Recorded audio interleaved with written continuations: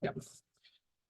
¿Cómo están? Buenas noches, bienvenidos. Entonces, vamos a iniciar eh, con nuestra clase. Les voy a compartir pantalla para irles explicando cómo es las actividades. Tengo pendientes una tareita. A ver, compartir.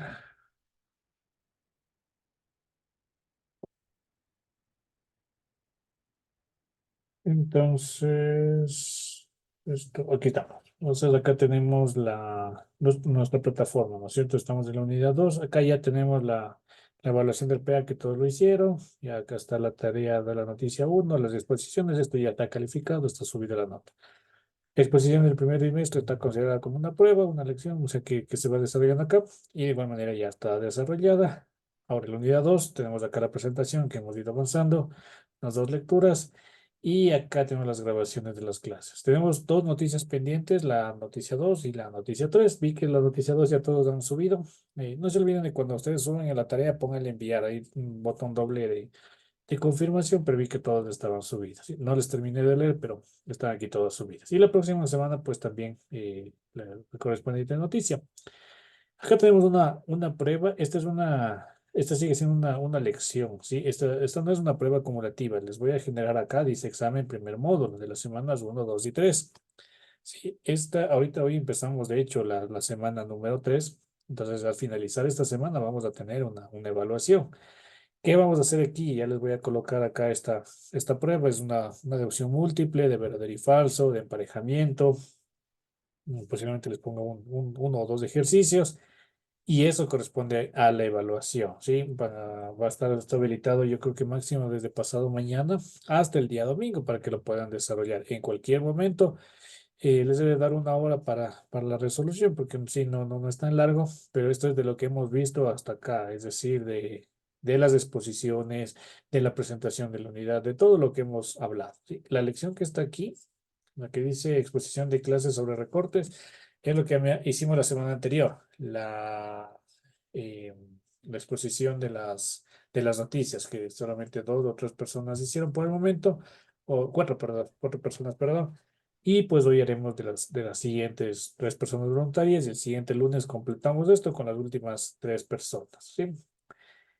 A eso se refiere esta parte, ¿sí? Repito, acá, esto ustedes tal vez todavía no lo puedan ver, bueno, les voy a habilitar para que se recuerden, para que recuerden esta parte. Va es, Ingeniero, muy buenas noches. De acuerdo a la explicación que usted está dando, pues yo entendí ahí que decía que al menos hay que exponer una noticia. Entonces, como los que expusimos una, ya tendríamos completo ese tema, ¿no es correcto, cierto? ajá, es Ya, correcto, ingeniero, muchas gracias. Ya como ya expuse las dos, entonces ya estoy libre de la exposición, pero el resto tengo que seguir cumpliendo. exactamente, correcto, sí, Dije, la y primera, la parte que dice seguimiento al PEA, al término del primer módulo, eso es algo que también hay que resolverlo, no sé. ¿Qué hay que hacer? correcto. El seguimiento al PA, ¿dónde está la evaluación? La evaluación al PA, la de acá, evaluación docente. Esto tengo que tener que lo No, hacen no, al no. final. Más arribita, justamente donde decía la parte de. Más abajo, más abajo, más abajo. Más abajo. Aquí, No, más abajo. Luego de la noticia Eh, 3, Inge, también quería esa preguntita, pero ya el compañero Johnny le hizo. por ejemplo, aquí dice examen, abajo.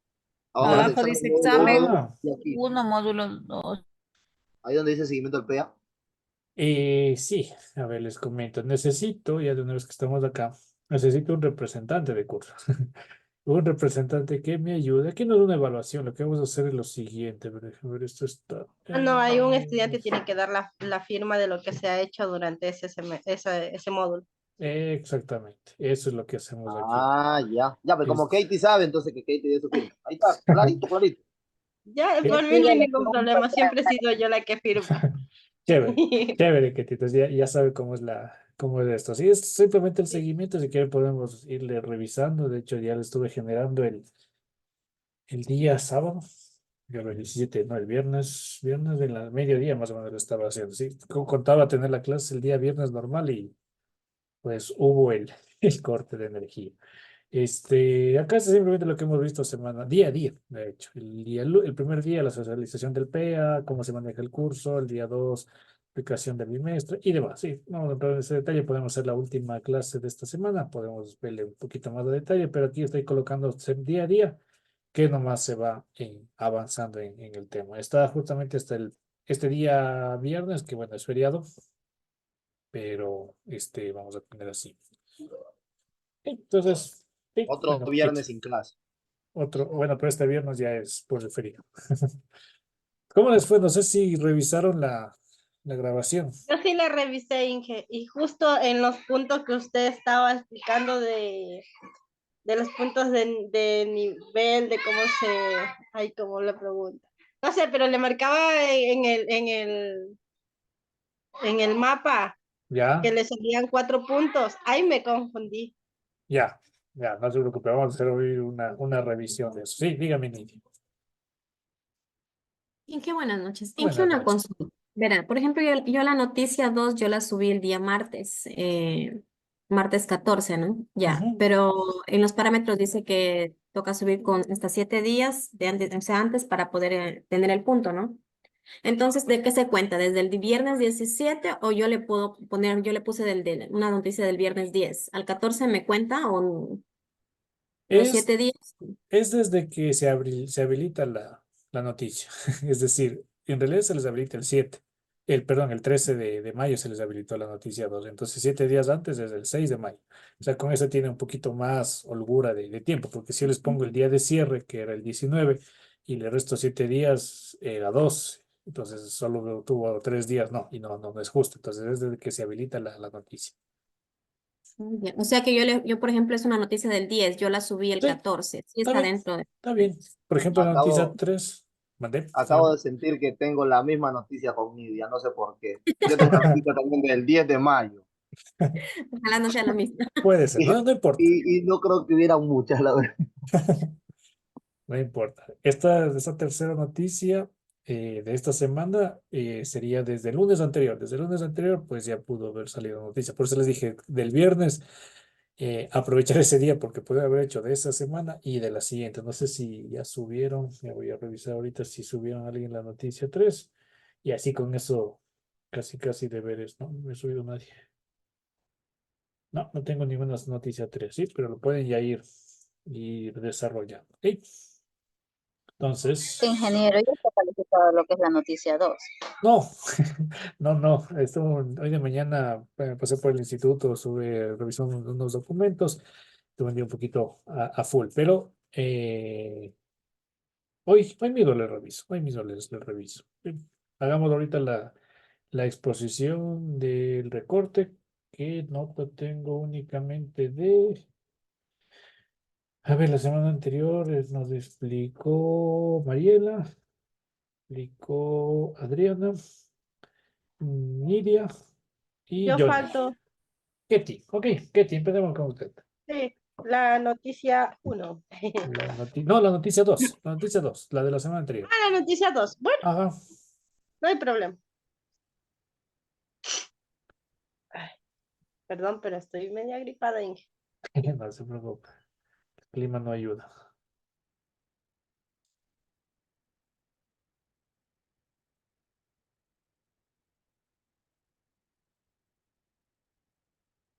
Igual los que tengan pendiente esta parte, pues pueden prepararse abriendo su documento y demás, ¿sí? Traten más que hablar, explicar, ¿sí? Inge, compártame, por favor. La noticia. Sí, por favor. A ver, es un ratito. Está muy acá.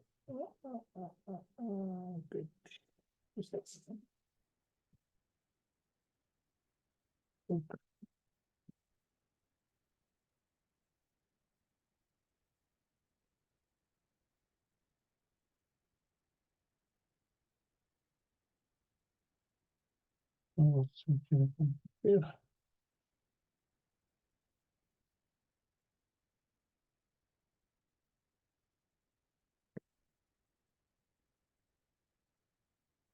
No, se está descargando.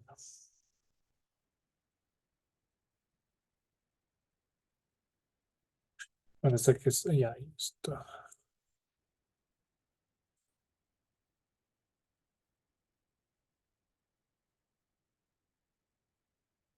Listo, ahí está. Getty. Estoy. Bueno, buenas noches, compañeros. Pues yo le voy a hablar un poquito y luego me voy al resumen. No les voy a leer toda la noticia. Bueno, este se trata más bien de un análisis que se hizo por parte de un periodista sobre la erosión regresiva del río Coca, que empezó después de la repentina desaparición de las cascadas San Rafael en Ecuador.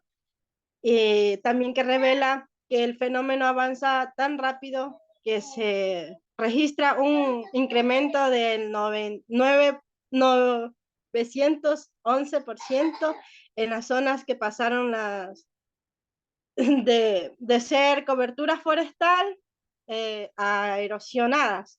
Entre junio del 2020 y enero del 2024, además, se perdieron 508 hectáreas de bosques nativos. Bueno, esto ya han dado entre todo, en un juzgado en Sucumbíos se reconoció que la comunidad de Puerto Madero fue vulnerada por los derrames de petróleo sobre el río Coca.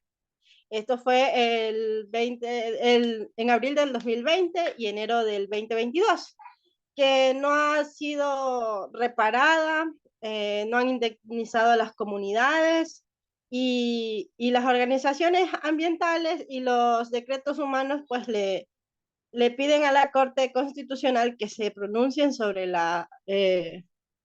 tema y la acción extraordinaria de protección que impusieron ante el tribunal hace más de 3 años. El 23 de marzo del 2024, un nuevo derrame de petróleo proviene del oleoducto y llegó al río Coca a través de las quebradas de la quebrada Macana. La empresa aseguró que se controló, pero no fue así, porque en realidad afectó el río.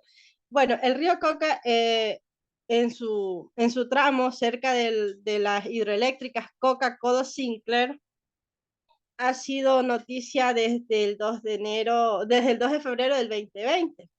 Ese día la cascada San Rafael pues desapareció repentinamente y empezó un fuerte proceso de erosión regresiva en el río y sus afluentes en las provincias ecuatorianas de Napo y Sucumbíos. Desde entonces las consecuencias pues que padecen en la zona han sido el pan de cada día: enfermedades, derrames, puentes caídos, tramos de carreteras destruidos, en fin, un sinnúmero de cosas. Desde hace poco, pues más de un mes, este importante río ecuatoriano acaparó de nuevo la atención. El 23 de marzo, una ruptura de oleoductos de crudo pesado pues provocó un derrame de petróleo en una quebrada y de vertientes de agua al Coca.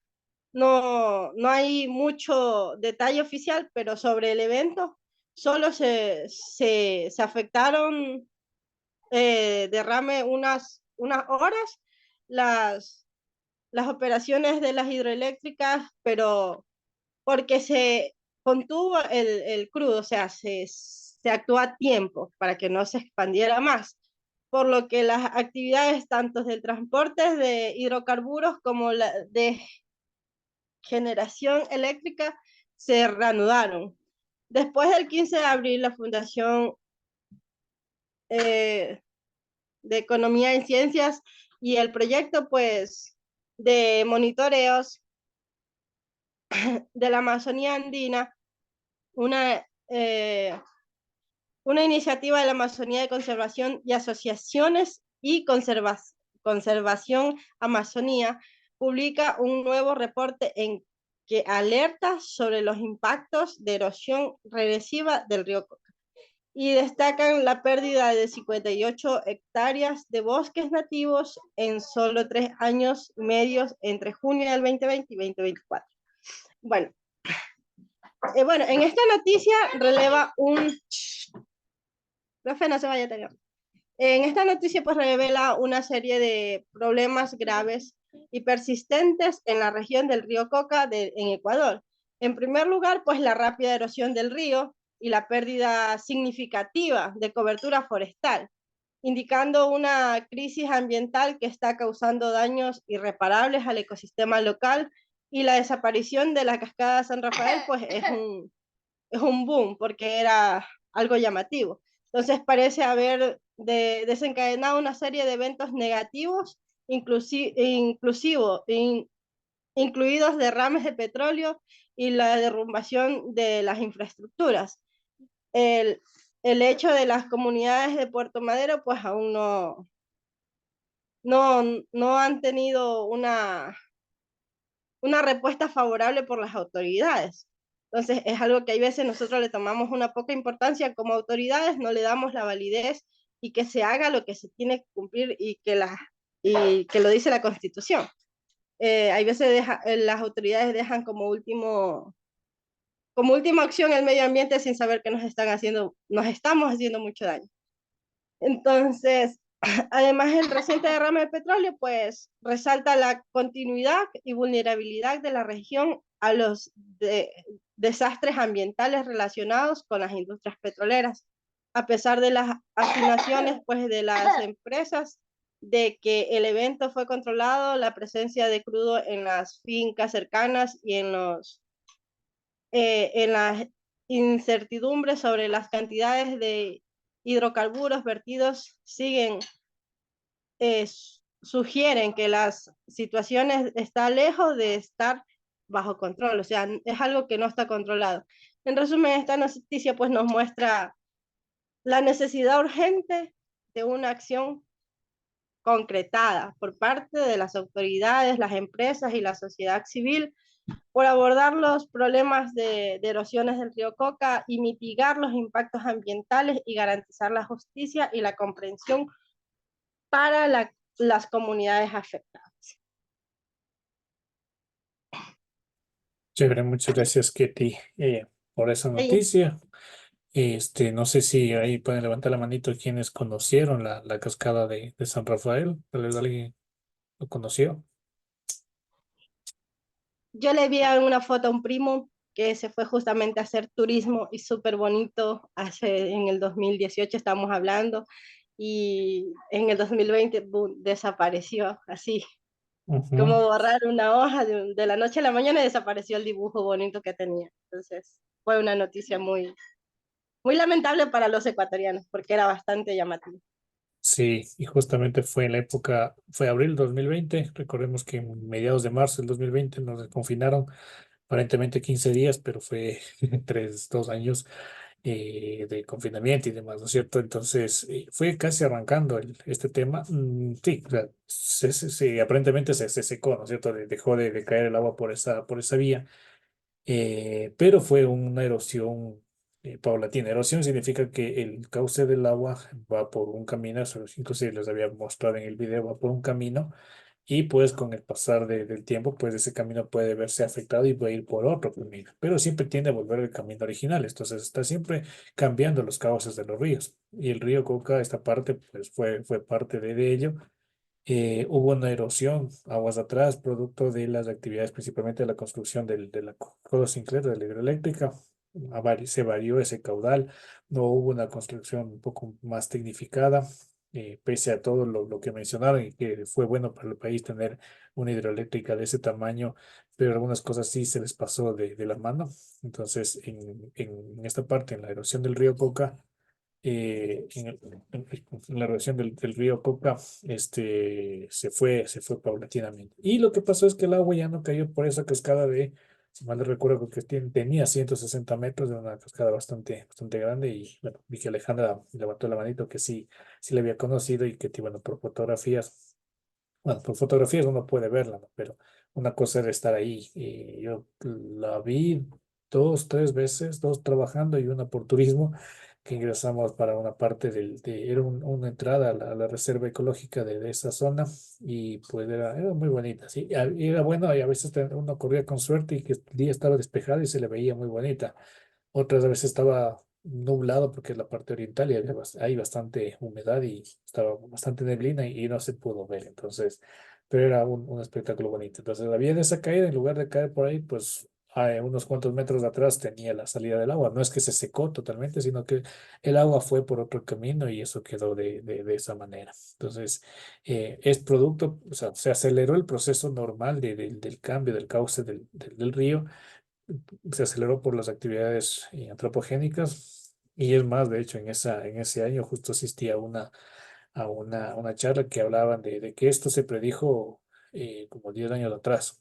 O sea, investigaciones que se hacían en este tema del cauce del río Coca. E incluso, o sea, no es que se inventaban, decían, no, es que yo sí predije y no me hicieron caso ya cuando pasó. No, mostraban los papers y uno podía buscar la información, datos históricos del 90, del 95, del 2000, 2005, 2010 en el que mostraba justamente cómo iba con modelos matemáticos, cómo iba disminuyendo, cómo el agua se iba filtrando por otras zonas. Y esa información justamente mencionaba el investigador que hacía esos estudios, que había hecho o sea, enviado la información a la empresa, no, la que está a cargo de Coca-Cola Sinclair, y pues no, hicieron oídos sordos, ¿no? Y a veces por descuidar esa parte ambiental, tuvieron estos inconvenientes. Y estuvo cerrada eso. El OCP estuvo y el SOTE, que son los sistemas que transportan el petróleo del Oriente, por este tema de la erosión estuvieron muy gravemente afectados porque estaba muy cerca de allí e inclusive se pensaba que iba a haber un corte, una ruptura de estos oleoductos y que iba a generar mayor cantidad de contaminación, que en algo sí mencionaba la noticia que se han venido dando algunos fenómenos por este tema de la erosión. Y es porque básicamente se ejecutan los proyectos, se toman en cuenta o a veces hacen caso omiso de las investigaciones que pueden haber y son los problemas que están en la actualidad. ¿Sí? Entonces, justamente cuando empezó a hablar de esto, se recordé cómo era la cascada muy agradable, una de las más altas del país, conjuntamente con la de Baños. Y pues lamentablemente, como decía Ketty, ya no hay este atractivo turístico, sí, era un ingreso, aparte que tenía un ingreso por una caminata ecológica muy agradable con naturaleza y al finalizar la caminata pues se le veía la cascada. No es que estaba ahí cerca porque es peligroso acceder a eso, pero se le veía a una distancia prudencial y era muy bonita esta cascada. ¿Sí? Chévere, muchas gracias por esta noticia y vamos, De nada, Inge.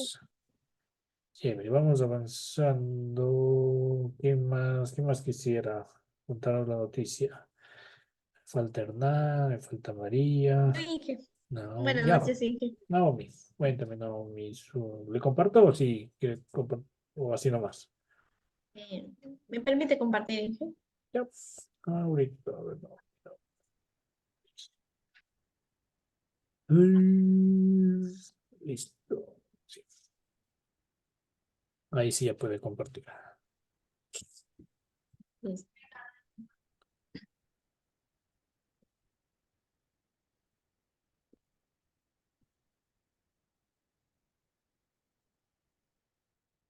Muy buenas noches, ingenieros, compañeros. El tema de mi exposición de suelos contaminados. Esto sucedió el 14 del 5 de 2024. Bueno, este hecho ocurrió, Compa, este hecho, ¿sí? no te Ahí, veo. Ahí sí. ahí Ya. sí.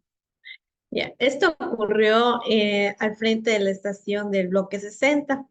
Hubo una ruptura de una tubería en el pozo 18. Bueno, gracias a Dios se logró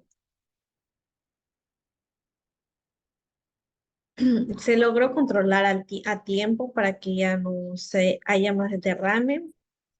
Esto ocasionó a 1,5 metros, fue contaminada la tierra y bueno, esa tierra se llevó a un proceso de descontaminación. Bueno, esas tuberías son puestas por la empresa Texaco, desde la línea 1 hasta la línea 100. Bueno, estas tuberías son ya aproximadamente casi como 50 años y hasta este año ya se están deteriorando. Entonces, por eso es que hay esas rupturas de las tuberías, porque ya tienen su tiempo. Entonces, deberían de cambiar las tuberías, por lo que esto ya va pasando varias veces. No solo es la primera vez. Entonces,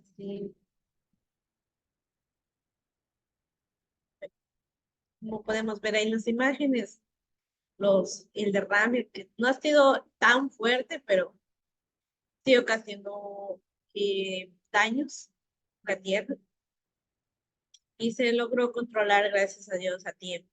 Hubo un poquito de lluvia ahí, pero sí se logró controlar a tiempo. Muchas gracias, ingeniero. Chévere. Muchas gracias, Naomi. Ahí justamente ven las fotografías, el tipo de suelo. Bueno, tal vez todavía no ven contaminación al suelo o tal vez ya vieron los tipos de suelo, pero ahí hablo un poco justamente del tema de la filtración, cuando son suelos arcillosos, arenosos y demás. Entonces, los suelos arcillosos se queda ahí el agua atrapada y pues si existe una caída de una salida de petróleo, las tuberías o cualquier derivado, el agua está ahí, pues obviamente no solamente se contamina el suelo, sino también el agua, y eso pues obviamente puede seguir filtrando y demás, ¿sí?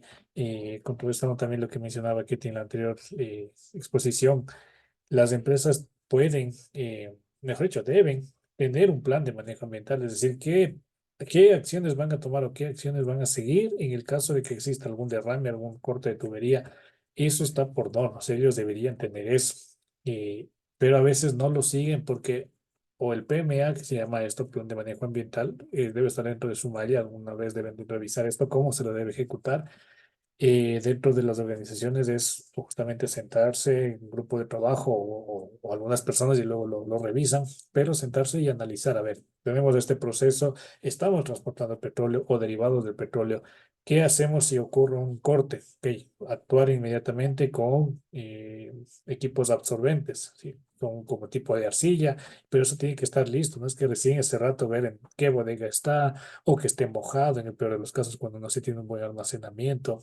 A veces el tema de la arcilla es complicado porque si estamos en una zona húmeda, principalmente del oriente, tiende a dañarse, a podrirse, entonces eso no va a ser tan efectivo. Entonces hay que poner justamente en un documento que esté sentado por escrito qué acciones se van a tomar. Y como decía, y ahorita también, cuando a veces es leve, pues bueno, la afectación no es tan importante, pero a veces es fuerte, las acciones no son las mejores y pues ahí están los resultados de aquellas acciones. Y de igual manera, hay que ver qué personal va a estar a cargo de esto, ¿no? O sea, dentro de sus actividades no es que contratan a una persona que esté exclusivamente para el tema de derrames o de posibles incidentes, ¿no? O sea, porque créanme, ninguna organización va a darse ese lujo para que solamente pagarle a alguien cuando ocurra, pero eso no ocurre todos los días. Entonces es dentro de la misma organización existen brigadas en temas de seguridad y salud ocupacional y brigadas en temas de medio ambiente. Entonces estas personas, aparte de sus funciones, pues tienen la obligación, la responsabilidad de dejar lo que están haciendo y actuar en este caso ante una emergencia, ante un incidente. Y entonces todos deberían hacerlo de esa manera. Muchas de las organizaciones ya lo tienen eso. Lo que a veces falta es ejecución, tiempos de ejecución. Y para eso, no sé si tal vez alguno de ustedes que están en la parte laboral han tenido simulacros y es justamente para eso, ver tiempos de reacción, evaluar que todos estén al tanto de qué hacer, tanto para el medio ambiente como para seguridad y salud en el trabajo. Entonces, la participación de estos simulacros hacen que la organización pueda trabajar de mejor manera y justamente es actuar en cuando ocurre alguna situación como esta, un derrame, algún tema de cualquier inconveniente, ¿sí? Eso, sí. Entonces, estas noticias son interesantes porque realmente ya es de lo que ocurre prácticamente en el día a día del área petrolera. Y pues está bien, ¿no es cierto? Es justamente lo que pasa, ¿no es cierto? Entonces, chévere, muchas gracias. Naomi, ok, tal vez alguien más que quisiera comentarnos. Nadie más.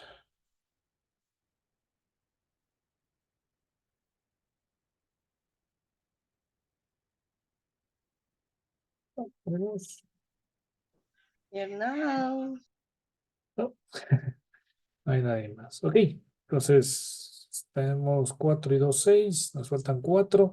Si tiene problemas de conexión o cualquier tipo de inconveniente, no se olviden, pueden subir en la plataforma un video explicando este Buenas tema. noches, Inge. Hugo, ¿cómo le va? Disculpe la demora, Inge, no quería abrir la inclusión. Ya, no se preocupe. ¿Quiere explicar su noticia? Ya que está por acá. Le puedo ayudar compartiendo también. ¿Sí o no? ¿No?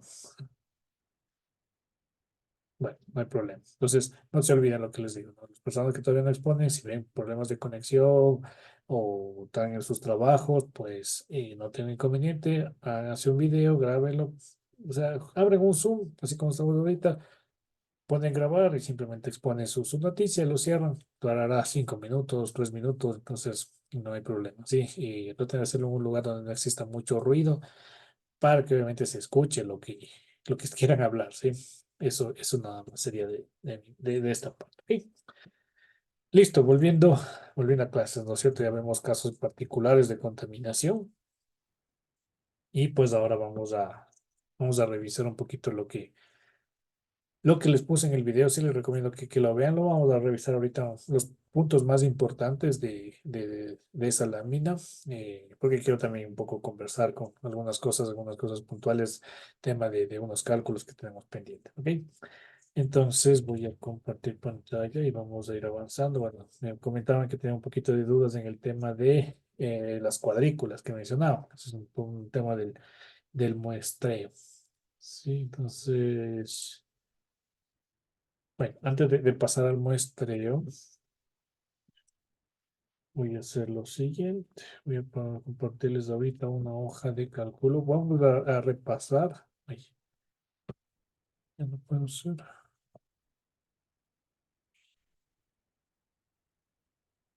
Espera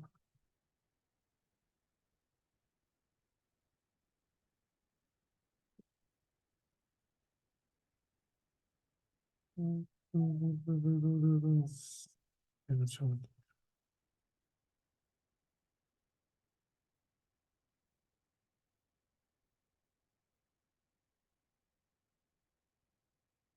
Listo, ya no podía compartir.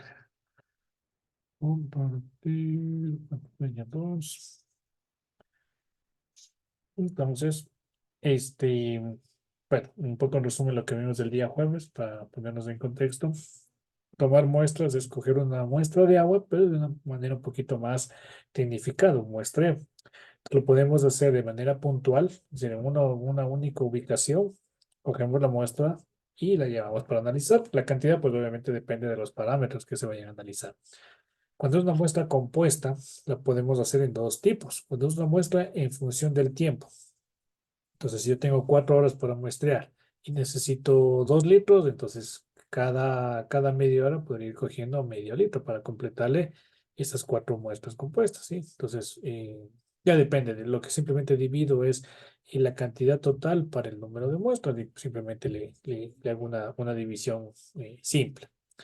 Cuando es una muestra compuesta en función del caudal, como por ejemplo, yo les mencionaba en esta diapositiva, suponiendo que este caudal que está aquí de esta tubería que está saliendo agua de la descarga, suponiendo que este caudal es variable, es preferible hacerlo una muestra en función del caudal. Sí, es lo más común en las organizaciones, en una empresa, inclusive en la naturaleza. El río no siempre tiene el mismo caudal, entonces es mejor hacerle una muestra compuesta en función del caudal.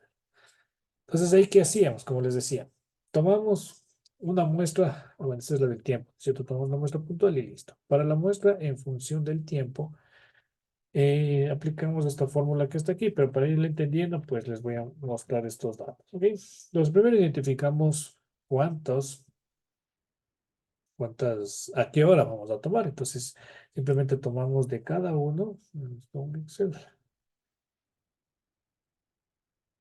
Entonces, ¿qué es lo que vamos a hacer? Vamos a ir en el punto donde vamos a identificar, supongamos que fuera esa tubería.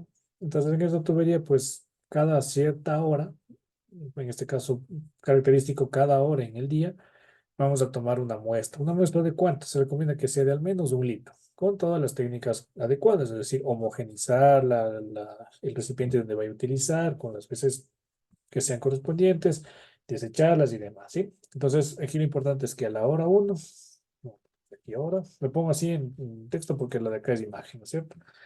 Y pues obviamente cojo mi muestra que es de 1 litro o de 1000 mililitros y además tengo que medir el caudal. ¿Cómo voy a medir el caudal? Pues yo puedo utilizar un balde, un recipiente con un volumen específico. Se deja correr el agua hasta que se llene un volumen determinado y mido el tiempo y divido. Entonces, si el balde es de 3 litros, le tomo el tiempo hasta que esos 3 litros sean completados. Si tengo una escala menor, pues será 1,5 litros, 2 litros, ya depende. Lo importante es que no rebose y que sea tomado de manera más adecuada. Entonces ahí simplemente yo te voy a tener un dato de volumen y de tiempo. Si lo hago de manera un poquito más, no tan tecnificada. O sea, mejor les digo un balde, un cronómetro suficiente para poder medir el caudal. Si a veces la organización es un poquito más desarrollada, un poquito más, está mejor llevada a cabo los procesos de medición.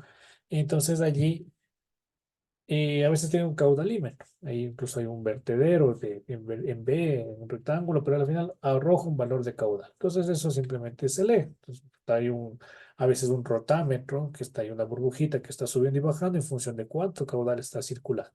No es mucho el objetivo de este curso y inclusive la parte técnica de esos caudalímetros, porque ustedes más están en la parte de proteger este medio ambiente, ese recurso agua, ¿sí? Pero hay una tecnología atrás de esos rotámetros. Entonces, digamos, en este caso puntual, tenemos 36 litros por segundo a la hora 1, a la hora 2, 39, y así sucesivamente. O sea, cada hora toman la muestra y a la vez toman el caudal. ¿Sí? Y como ven, el caudal va cambiando y es lógico, porque obviamente la característica de esto es que vayan midiendo cada uno. Lo recomendable es que sea, pongo hora 1, hora 2, porque simplemente puede ser cualquier hora. Si empiezo a las 9, 10, 11, 12, 1, 2, 3, 4 de la tarde, estoy acabando. Sí, ya depende mucho de cómo va a ser la jornada de trabajo. Por lo general, se toman muestras en 8 horas de una jornada. ¿Sí? Puedo hacerlo cada media hora también. O sea, ya depende de esa discreción del laboratorio definir eso. ¿Sí? Obviamente, en 16 muestras, que sean cada media hora, tendría que definir cuántos qué volumen voy a determinar. ¿Sí? Entonces, tengo 8 botellitas. Obviamente necesito más botellas para cuando lo haga cada media hora, ¿no es cierto? Pero tengo 8 botellas de 1 litro identificadas. Hora 1, hora 2, hora 3, hasta llegar a la hora 8, cada uno con su caudal. Y ahí no es que me voy a llevar todas las 8 muestras del laboratorio y ellos sabrán qué van a hacer. No, como parte del monitoreo, la persona que está a cargo, que digamos, ustedes están en esta área, se tiene que llevar la muestra compuesta. Y esto es un cálculo bastante, en realidad es bastante sencillo. Voy a copiar acá la fórmula para irlo identificando. No sé. Entonces, sí está. Un poquito más de acá para irles comentando. Uy, ahí se dañó. Ya. Entonces, ¿qué nos dice? Aquí lo que vamos a hacer es un caudal de cada, o sea, perdón, un volumen de cada una de las muestras en función de ese caudal. A mayor caudal, pues deberé coger mayor cantidad de muestra, a menor caudal, menor cantidad de muestra. Entonces, lo primero que tengo que hacer aquí, y lo voy a poner en sí como marcado, es un promedio. Promedio normal, promedio simple. La fórmula, si estoy usando un Excel, va a ser promedio, igual promedio. O si estoy con simplemente una calculadora y o sea, estoy en campo, lo que haré es simplemente sumar todos los valores y dividir para el número de datos. O sea, pongo 36 más 39 más 40 más 39, etcétera. Igual y divido para el número de datos. Tengo 8 datos, listo. Me salió este valor de caudal promedio. El Q promedio. Ya, ese dato necesito. Recuerden que de cada uno de los puntos yo tengo que determinar cuánto volumen voy a coger. ¿Para qué? Para obtener un volumen específico. Volumen total.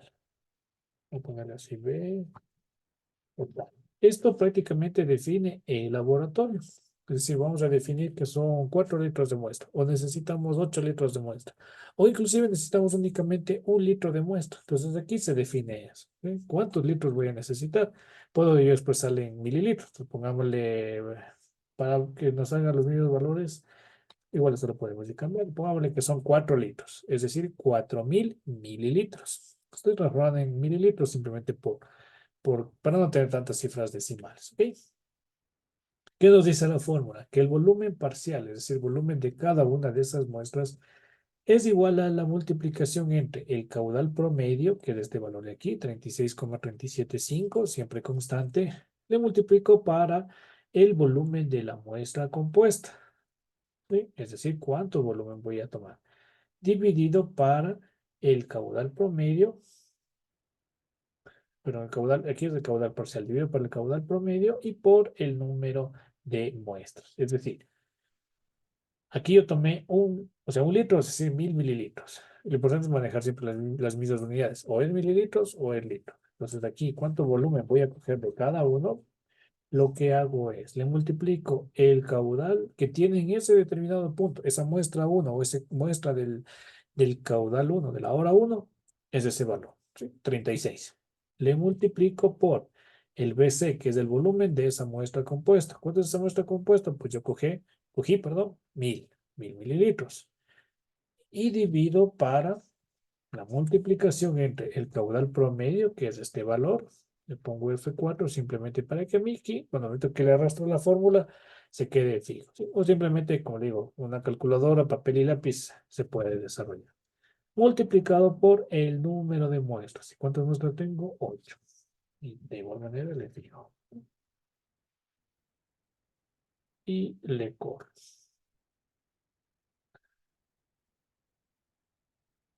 Aquí lo que necesito son los 4000 mililitros. Y los 4000 mililitros es el volumen que yo necesito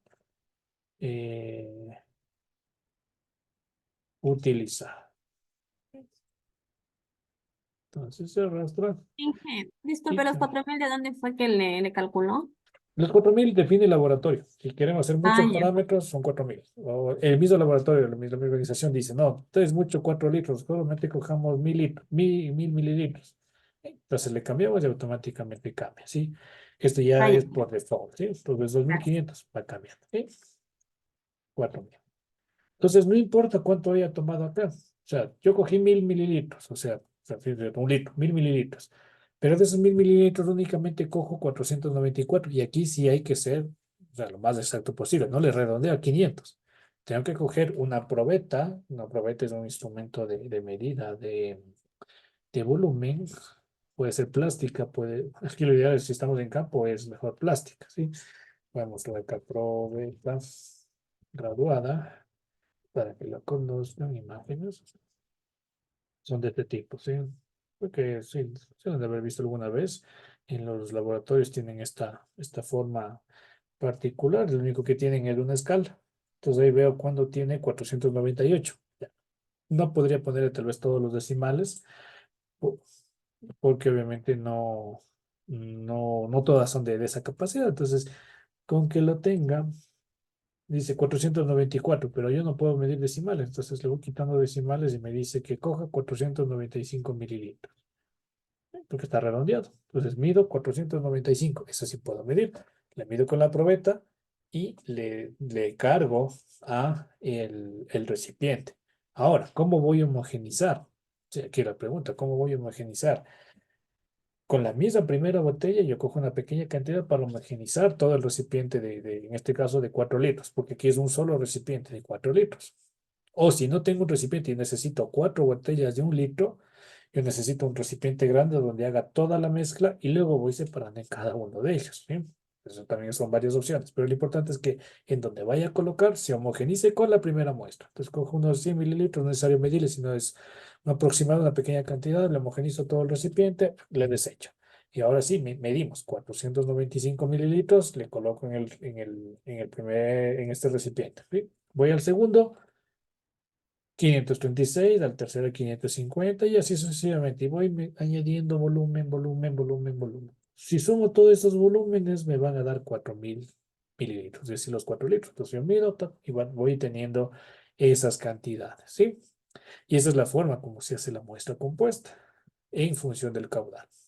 Digo, es lo más, o sea, requiere un poquito más de ciencia, ¿no es cierto? Justamente para eso ustedes están acá, para conocer esa parte técnica. No es solamente de abrir la llave, poner la muestra y cerrar y listo. No, o sea, tenemos que hacerlo en función de ese caudal.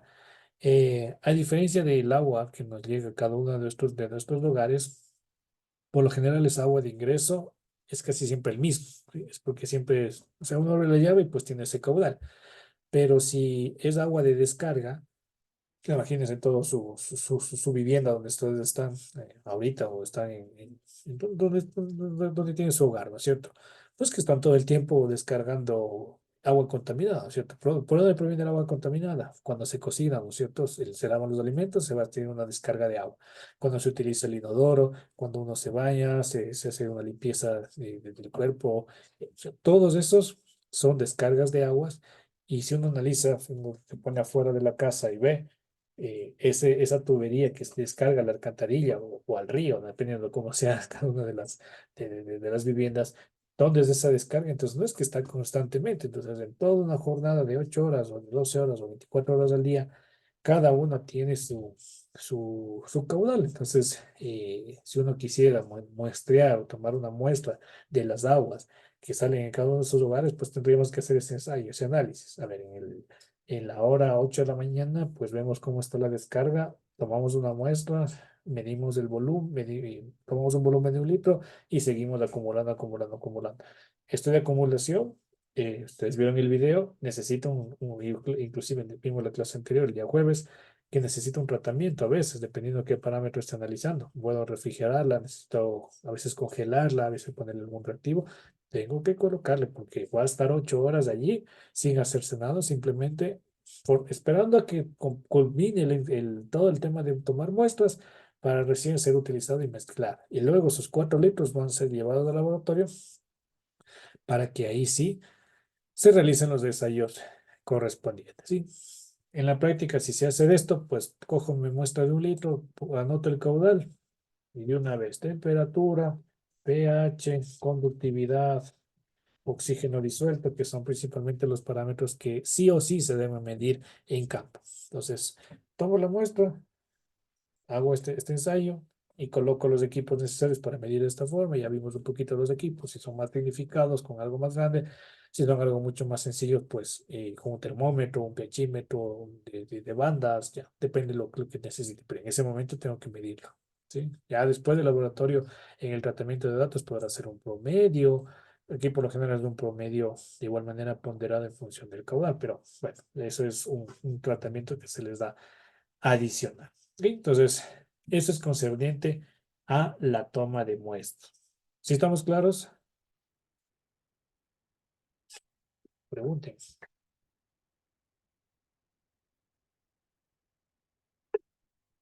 ¿No? ¿Estamos claros? Entonces, revisado este tema, no se olvidar, no olvidarse que cuando voy a coger en la probeta, también tengo que homogenizar. Este tema de homogenizar siempre hay que llevárselo presente. Cuando vea tratamiento de desechos sólidos, también hay que homogenizarla un poquito con la tierra, con lo que vaya a poner, porque el recipiente, la idea es que ese recipiente no le vaya a alterar a la muestra en tal. Sí, en líquidos es mucho más crítico, hay un muestreo un poquito diferente. Y pues obviamente se lo puede desarrollar es necesario homogenizar, ¿sí? Además, les comento hoy día, como les dije, estuve en el instituto y me encontré con un compañero y justo conversamos y él va a ser su docente de balance de masa, balance de energía y me decía que también de contaminación del suelo y pues bueno, ahí lo van a conocer, él fue mi compañero. Terminando mi materia ya empieza con él y pues ahí un poquito estuvimos conversando de esta tecnología en particular hoy la mañana. Sí, fue chévere a verlo a los tiempos y justamente compartir estos temas de medio ambiente. ¿Ok? Entonces, esta es la forma en la que se evalúa el caudal en función, perdón, la toma de muestra en función del volumen, cuando es una muestra compuesta en función del caudal. ¿Sí? Entonces aquí están los datos, fíjate, 425, 526, todos estos valores. Total, 4001, 4003. Entonces no importa si nos sobra, nos falta, ya es parte de ese proceso, pero está de una manera más técnica. Y cuando tengo una muestra integrada es cuando tomo en el menor tiempo posible de diferentes puntos, si es en un río, una laguna, en una planta de tratamiento de aguas residuales, Entonces hay que movilizarlo lo más rápido posible o si nos da el presupuesto, cada un equipo de trabajo para un determinado punto. Pues a las 8 de la mañana tomamos todos, listo, regresamos y hacemos lo que tengamos que realizar. Esperamos una hora, volvemos a ubicarnos en los mismos puntos y demás. Entonces, esto por temas eh, ya en temas operativos, hay que ver mucho el recurso económico. Si yo tengo 7 pechímetros, pues obviamente los voy a ocupar, sí, ya, los voy a utilizar. Pues si solamente tengo uno, entonces se lo puede hacer, sí, pero hay que hacerlo de la manera más rápido posible. Por eso es que la persona que lo vaya a realizar tiene que tener esa experticia de poder tomar la muestra lo más rápido posible, tomar de una, hacerlo bien, pero hacerlo de manera rápida, o sea, es decir, siendo eficientes. ¿Sí? Obviamente, si ustedes digamos, están en un área, un laboratorio de este tipo, y es su primera vez tomando muestras, créanme que no les van a mandar a eso, porque justamente es desarrollar esta habilidad para tomar muestras de este tipo. ¿Sí? Y bueno, esto del muestreo voy a pasar porque ya lo habíamos visto la vez anterior, donde se originan las fuentes de agua. También los dictos, estos son los sistemas de medición. Voy a hacerlo más grande para que se vea mejor. Estos son los sistemas de medición de, eh, de caudal. ¿Sí? Entonces hay un vertedero, esto se llama vertedero en forma de V o en forma triangular y otro de forma cuadrangular. ¿Sí? Lo que hace es, se mide el tiempo o la distancia en la que cae el agua y hay unas constantes que tiene este vertedero y simplemente se le multiplica por esa constante. Entonces, entro en mayor detalle el tema de mecánica de fluidos. Cada vertedero tiene su constante y simplemente es la forma en la que se utiliza. ¿Sí? Ahora, ¿dónde utilizarlo? ¿Dónde tomar la muestra? Desde aquí les mencionaba, cuando es un río pequeño, cuando es un río de no muy ancho, o sea, será máximo unos 3, 5 metros de ancho, pues es un río, considerado un río pequeño. Entonces allí, por ejemplo, el, el sistema, o sea, el agua, prácticamente va en una sola dirección. El movimiento horizontal es muy poco perceptible, entonces no va a haber variación significativa de forma horizontal, sino únicamente de forma vertical. Es por eso, por ejemplo, este río únicamente fluye de norte a sur o de este a oeste, ya depende de qué dirección vaya. Cuando es un río mediano, ya un poquito más ancho, ya la orientación también puede ir cambiando. Entonces, yo no le sirve únicamente en la dirección más larga, sino también en el ancho.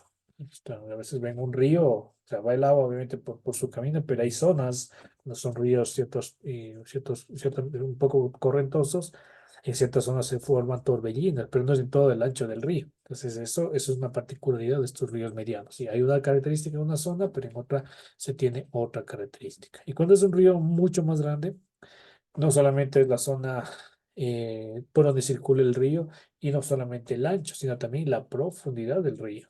¿Sí? Entonces ahí va, en función de esa profundidad, también hay que considerar de esa manera. ¿Ok? Nunca tomar la muestra en zonas correntosas o torrentosas, sí. O sea, aquí me va a generar mucha turbulencia, va a generar mayor cantidad de sólidos, no es representativo de todo el río, a menos que todo el río sea así, o sea, ahí sí, obviamente se va a tomar en esa zona, pero si es un río en la que únicamente en esta zona se tiene una diferencia de nivel y por eso se forman estos torbellinos, pues evitar esas zonas. Sí, se recomienda tomar zonas un poco más alejadas, vean todo el equipo de protección que necesitan, casco, guantes, zapatos cerrados, botas de seguridad, a veces son botas de agua y demás parámetros. ¿Ok? Aquí es cómo se le va tomando la muestra. Se recomienda siempre tener una camisa manga larga por el tema de los insectos y demás. ¿Ok? Y fíjese, es un río pequeño porque la altura es muy pequeña, entonces no es necesario tomar varias muestras en ese sentido. Siempre se lo toma en contracorriente, ¿sí? Es decir, el río circula, en este caso, desde aquí hasta acá, y pues obviamente el recipiente va en dirección contraria para que el agua ingrese, ¿sí? No se genera un fenómeno diferente a eso. Cuando es lagos y pantanos, es importante identificar, como les decía en la clase anterior, las condiciones, la estación del año, ¿sí? Época lluviosa, época no tan lluviosa, así le digo yo, pero en realidad dice época seca y época húmeda o más lluviosa en el oriente y a veces en zonas de la costa, hay zonas, o mejor dicho, épocas en las que llueve más y otras en las que llueve menos. Entonces, justamente eso hay que verlo. Por lo general, cuando se hace estudios de este tipo, hay que hacerlo en todo el año. enero, febrero, marzo, abril. Inclusive si hay como tomar muestras semanales, pues, mucho mejor. Sí, ya depende mucho del diseño que se le realice, porque la cantidad de lluvia que caiga va a afectar esas concentraciones, esos parámetros de estudio. ¿Ok? Entonces aquí hay unos equipos que vamos a ver al finalizar esta lámina. Y se debe establecer un sitio donde podamos realizar. Aquí les mencionaba que se necesitan algunas condiciones. Lo ideal es tener un GPS, pero si la ubicación o por ejemplo, un celular puede tener GPS, sí, pero si no hay cobertura, no hay señal, pues no va a ser lo más ideal y pues necesitamos un GPS ya de los un poco más técnicos que únicamente utilizan la red satelital. A veces se utilizan medidas de pasos, obviamente genera un poco de error, pero puede serlo. O un odómetro con un vehículo cuando tenemos un río, entonces dicen 3 kilómetros de aguas abajo, pues con el vehículo van viendo cuánto tiene 3 kilómetros. Esa es la forma del odómetro. ¿Ok? Eh, ¿Qué tipos de muestreo hay? Se les mencionaba, y aquí es un poquito lo que me preguntaban al Esa inicio era de la la clase. parte que yo vi. Ajá.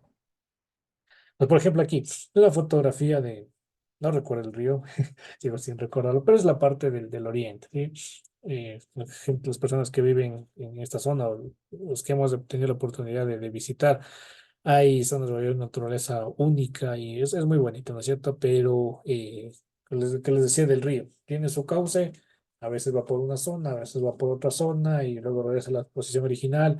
Cuando regresa, si hay asentaciones de viviendas, pues hay inundaciones y demás problemas, ¿no es cierto? Supongamos acá este río cambia su cauce, va por una zona más externa, digamos que estas viviendas empiezan a crecer o tener cultivos en esta zona. El problema de eso es que cuando los ríos cambian de cauce, y la zona en la que dejan es rica en nutrientes y crece mucha vegetación.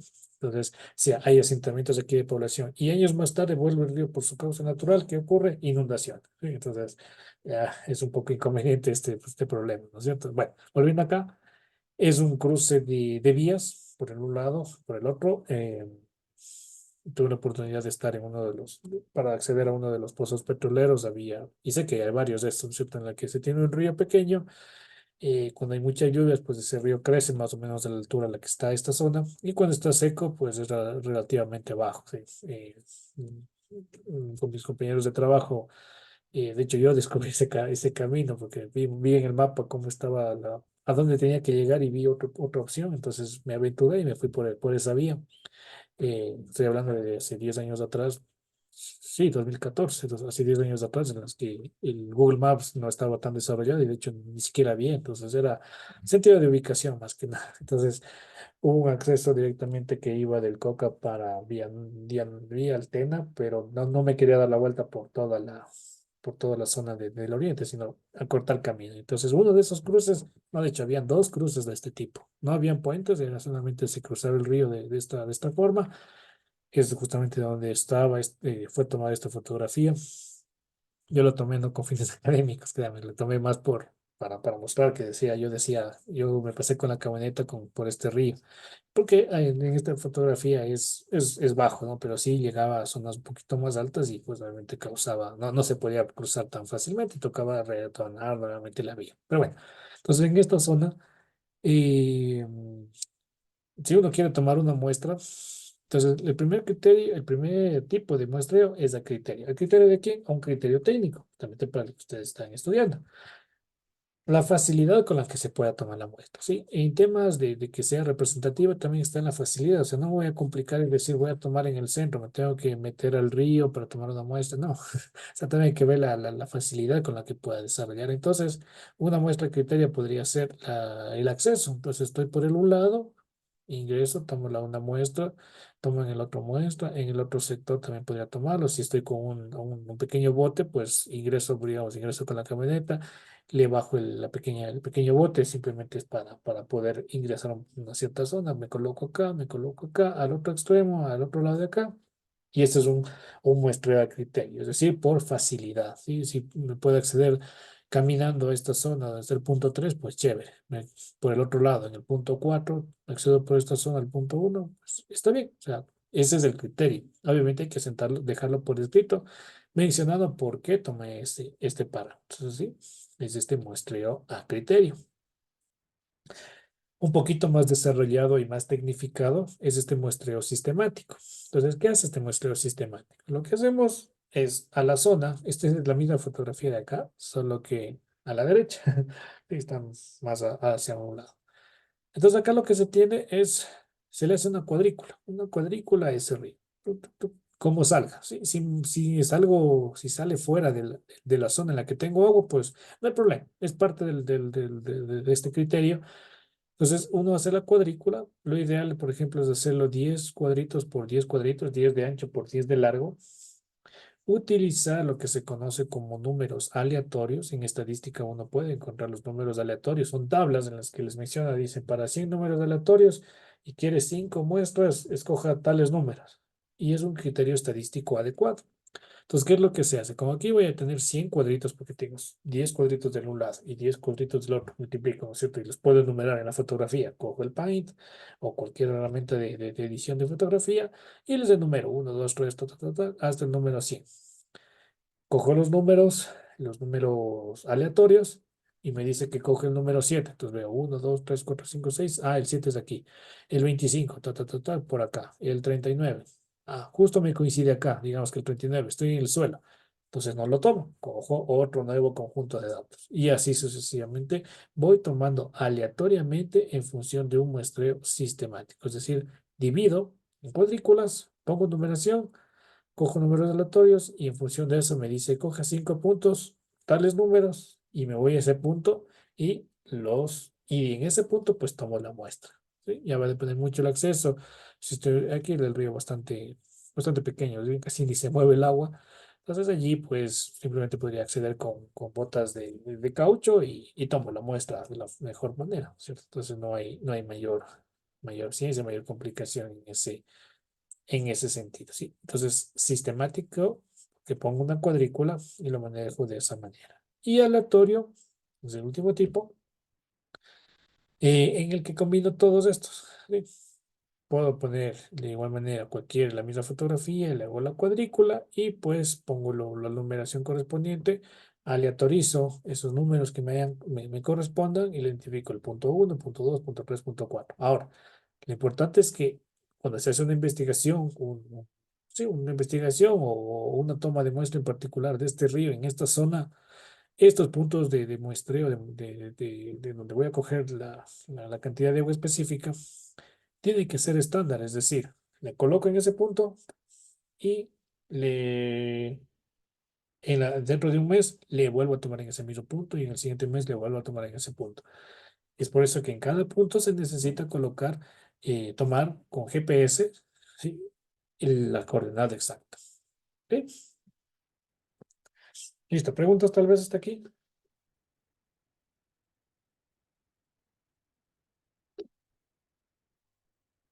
Mm, Vamos avanzando.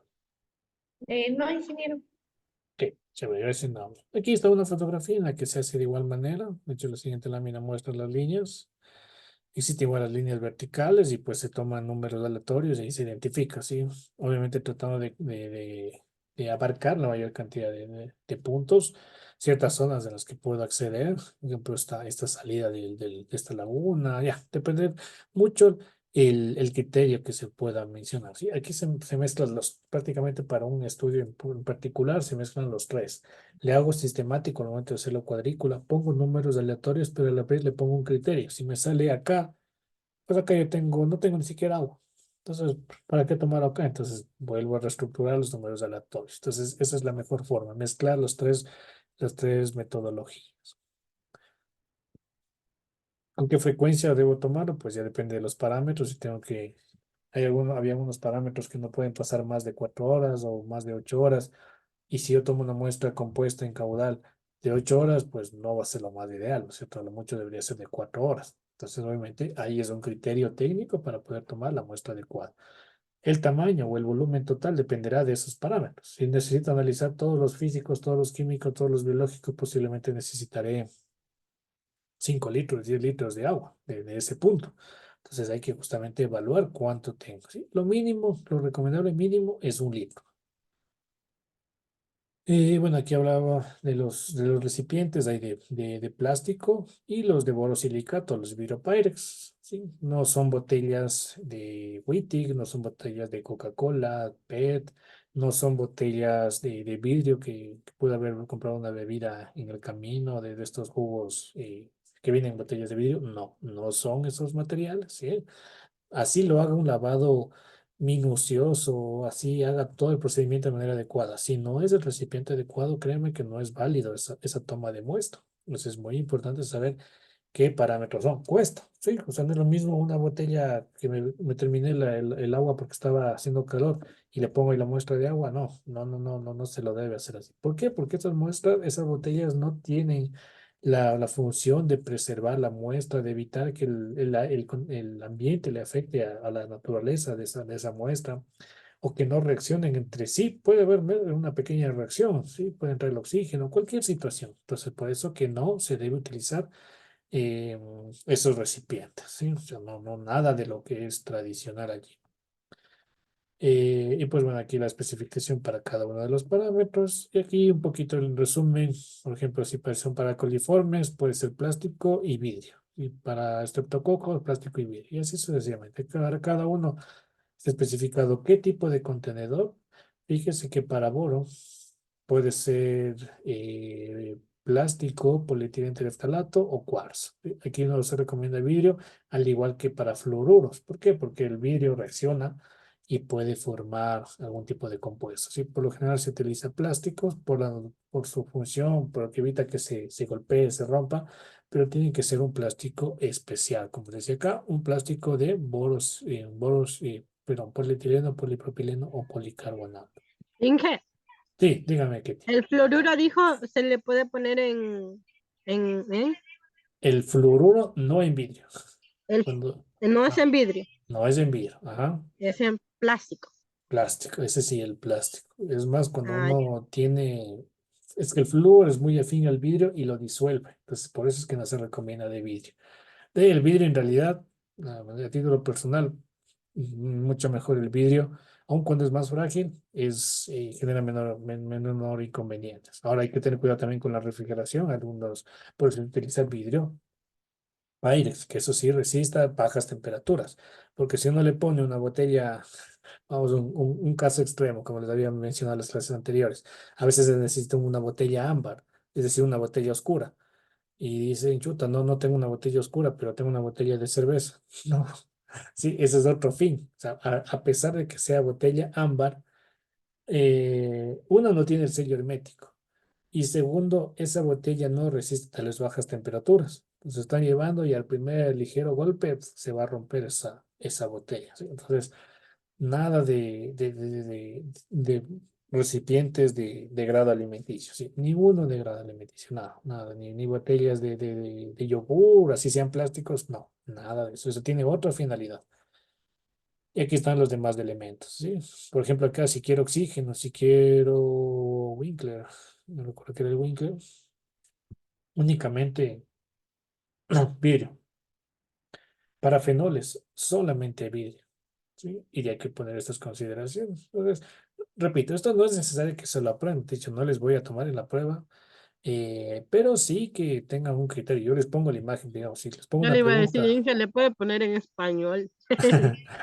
Ya, es algo más fácil, ¿no es cierto? Fenoles, esto sí, fenoles, ¿no es cierto? Carbono orgánico, pero bueno, lo podría poner en español, pero no les voy a poner que me digan exactamente, sino les pongo una imagen y les pongo. La muestra fue tomada en tal fecha, escoja cuál recipiente será el más adecuado. Entonces le pongo aceites y grasas. Los aceites y grasas, opción A, plástico, opción B, vidrio, opción C, plástico o vidrio. Y opción D, ninguna de las anteriores. Entonces, ¿cuál será lo ideal?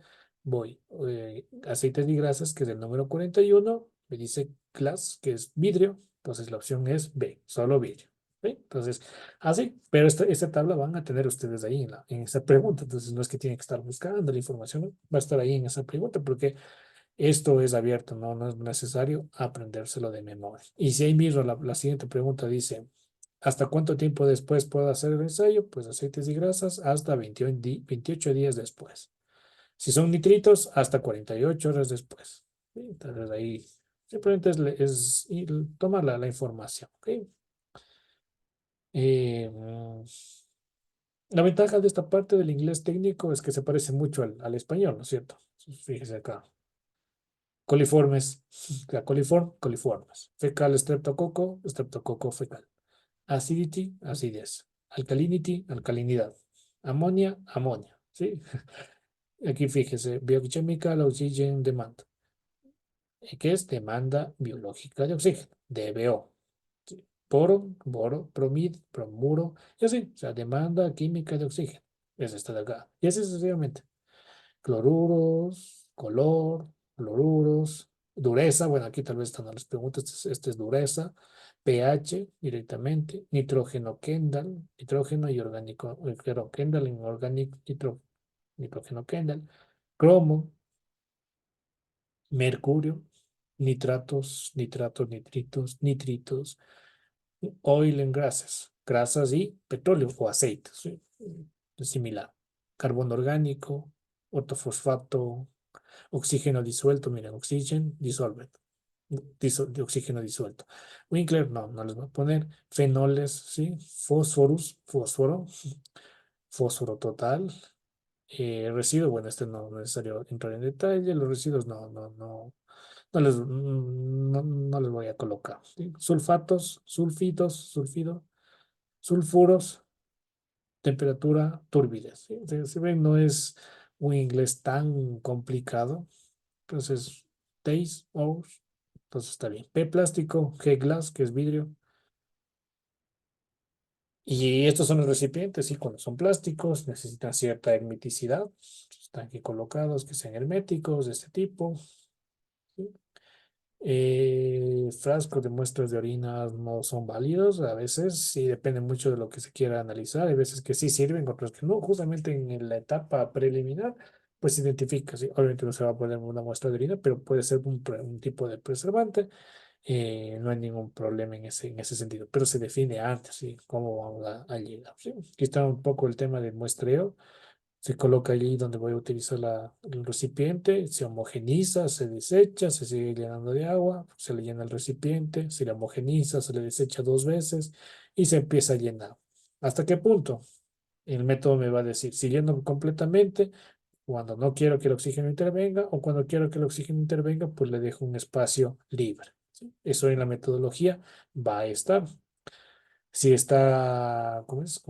Refrigerado, congelado. Si es un congelado, no me va a servir un cooler, ¿sí? Básicamente es un cooler para ponerle material eh, de refrigeración a 4 grados Celsius. Entonces se coloca ahí hielo con sal, cualquier herramienta, ¿sí? Entonces, importante aquí, como les mencionaba en el video, es llevar el número de muestras adecuadas para todo ese ensayo, ¿sí? Si necesito 16 muestras, lo ideal es tomarlo por duplicado, en el mejor de los casos, entonces necesitaría 32 botellas y siempre considerar unas 5 o 6, decíamos un 10 o un 20% de las botellas totales para en el caso de que ocurra alguna cosa. Porque en el tema de muestreo puede ocurrir que se le resbala, se cae, se rompe la botella, que nos toca pues coger otra botella. Y si justo llevamos el número exacto, pues va a haber un inconveniente. Y si estamos en campo, imagínense laboratorios de Quito y va hacia Quevedo, hacia Esmeraldas. O sea, buscar recién un lugar en donde vendan las botellas, pues se lo puede adquirir, pero es perder tiempo. Entonces, lo mejor es siempre llevar desde donde estemos, ¿sí? Si hacemos base en Esmeraldas, en el Coca, en cualquier lugar, ya llevar todo el material listo, con un excedente para poderlo transportar y manipular. Es importante identificar las muestras, como les decía, poner el número de muestras, si es muestra 1, 2, 3, 4, ponerle una codificación, identificar qué parámetros, podemos ponerle la misma etiqueta, pero a veces es mejor ponerle en la etiqueta únicamente, vamos a ponerles aquí, recomendación, ¿no? O sea, pues quieren pueden poner todo en la etiqueta, no hay ningún problema. Excepto los parámetros requeridos, todo lo demás deberían ponerle en la etiqueta, ¿sí? ¿Por qué? Porque a veces si son muchos parámetros, la etiqueta se va a hacer más grande a veces que la botella, entonces no es lo más ideal. Entonces, lo ideal es ponerle la muestra 1. ¿Qué parámetros? Va a ser no? Va a ser carbono orgánico total, DBO, en una hoja aparte. Sí, puede ser en computadora. Ya de hecho, eso ya está definido. Que ya se sabe que la muestra uno vamos a hacer esto, la muestra 2 vamos a hacer esto. Tal vez todas las muestras los mismos parámetros, ok, pero tener en un lugar externo, una hoja externa donde yo tenga esos parámetros. Y esta hoja es la que voy a enviar al laboratorio para que lo puedan hacer ese ensayo. ¿Sí? Entonces, los demás parámetros. Si utilizo un preservante, los que veíamos en las tablas anteriores, ¿quién es el responsable? Recomendable poner siglas, ¿no es cierto? Entonces, si es María, pues pondrá MA, por poner un caso. Sí, no hay nadie más con M. Si es O sea, Inge, Mariela, que cuando nosotros cogemos una muestra podemos ponerle la información sería el número de muestra, el código de punto de muestreo, ubicación geográfica, menos los parámetros. La ujú, profundidad a la que se recolecta la muestra, la perseverante utilizado, la persona responsable, por ejemplo, en este caso, Ketin Triago, la fecha y hora de recolección y el tiempo de la muestra. el tipo de muestra, si es simple, si es compuesta en caudal, si es compuesta en tiempo o si es integrada. ¿Sí? Entonces, eso simplemente pone el final. O sea, los parámetros no es que no va a ir en ningún lado, va a ir en una hoja adicional, o sea, una hoja externa, Adicional. una hoja externa. Ahí se coloca eso, ¿sí? El preservante es lo que está acá, en estas tablitas. Y toda esta parte de acá, preservación. Entonces van a poner ácido nítrico, entonces le ponen ahí ácido nítrico. Le ponen refrigeración, entonces le ponen refrigeración. Todo lo que está aquí. ¿Qué es para ese parámetro? Pues todos los parámetros que sean. Obviamente, si se repiten, ya no le coloca, ¿cierto? Ya está refrigeración a 4 grados. Ya no es necesario poner en todito los parámetros de esas condiciones. ¿Sí? Entonces, eso es lo que va etiquetado. Para obviamente no generar confusión, ¿sí? Esto es de. Como les digo, la persona responsable no es necesario colocar todo el nombre, apellido, número de cédula, no. Simplemente a veces las siglas. Si es un laboratorio grande en el que tengo varios monitoreadores y tengo otra persona que se llama, no sé, Kevin Inca, por poner un caso, entonces puede haber confusión. ¿Sí? Entonces ahí ponemos el otro apellido, por ejemplo, Kim. O ahí sí ponemos todo el nombre. ¿Sí? Simplemente siempre recuerden, mientras menos información tengan que anotar en campo, es mucho mejor. Entonces, poner el nombre completo, no es necesario. A veces tenemos que poner el nombre de todos. Vamos entre 3 personas y los tres estamos tomando la muestra. Entonces, hay que poner MA, KIM, JC de John, por poner un caso. Entonces, hay que poner todo eso. Entonces, poner todos los nombres, apellidos, número de cédula, teléfono, no es necesario. ¿Ok?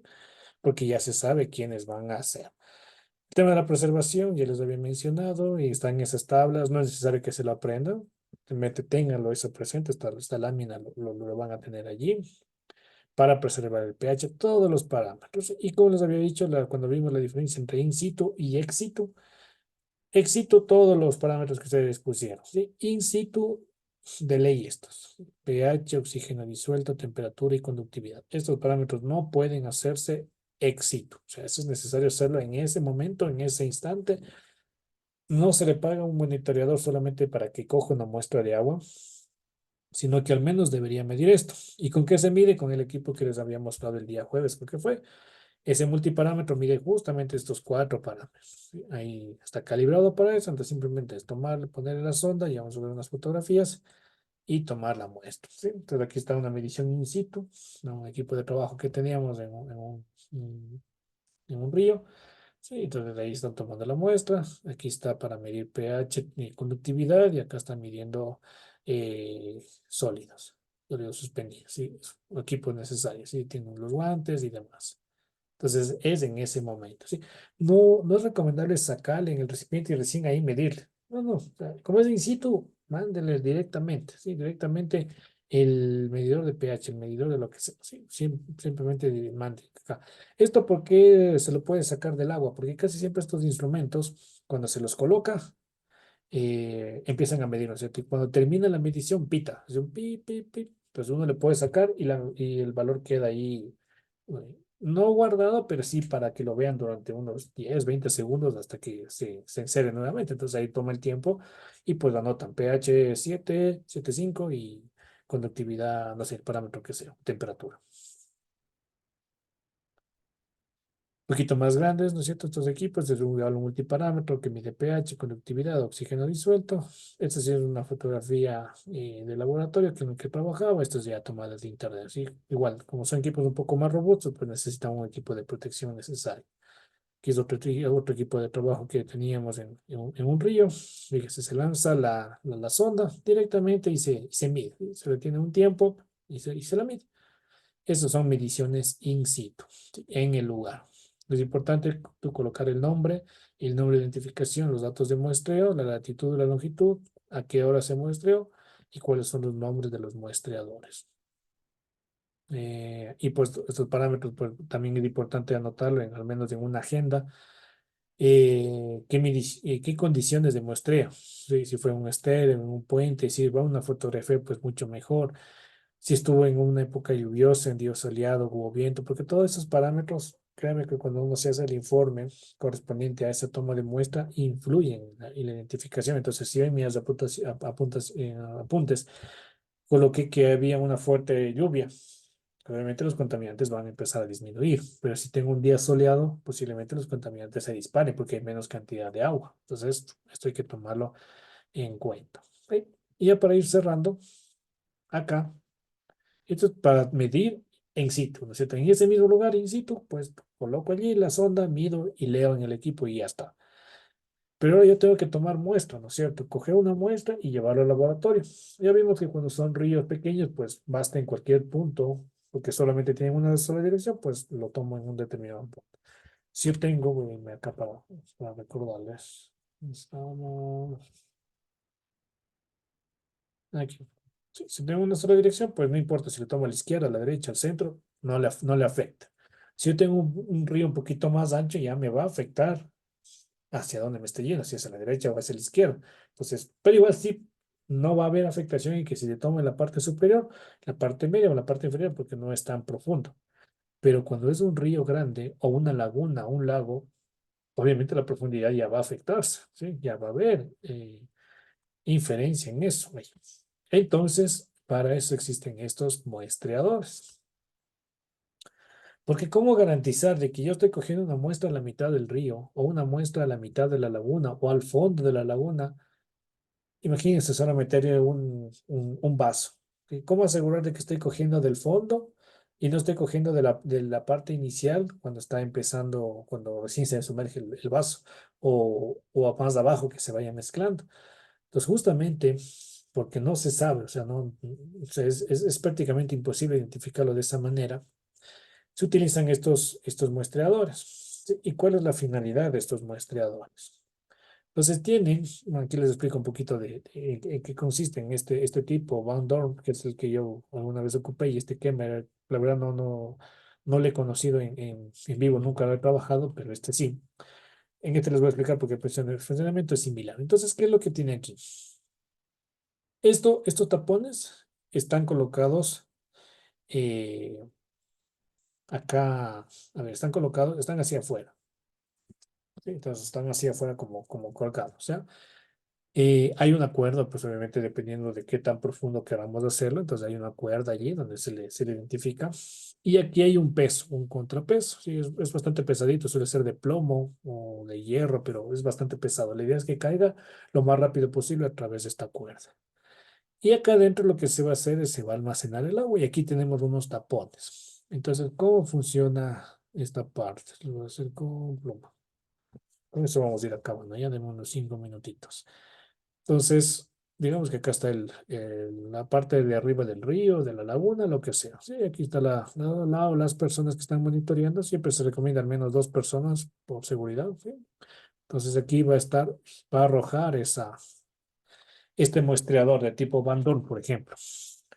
Entonces, al momento que se lanza, como estos tapones están hacia adentro, ¿qué es lo que ocurre en grande? Entonces está aquí esta parte central, ya les voy a explicar para qué es. Y aquí está el tapón. Tapón, tapón. Entonces está colocado ahí adentro este tapón.